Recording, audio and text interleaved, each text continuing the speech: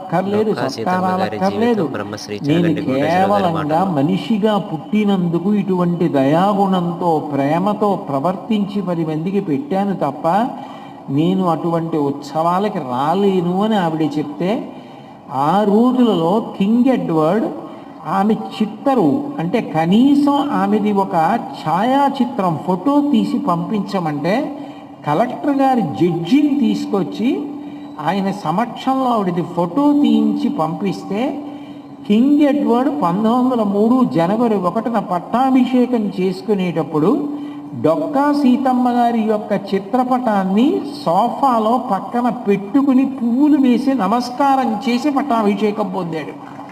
అంటే దయాగుణం అనేటటువంటిది ఎంత గొప్పగా మారుస్తుందో, దయని మించినటువంటి గుణం మనిషి యందు ఉండవలసింది ఇంకొకటి ఉండదు.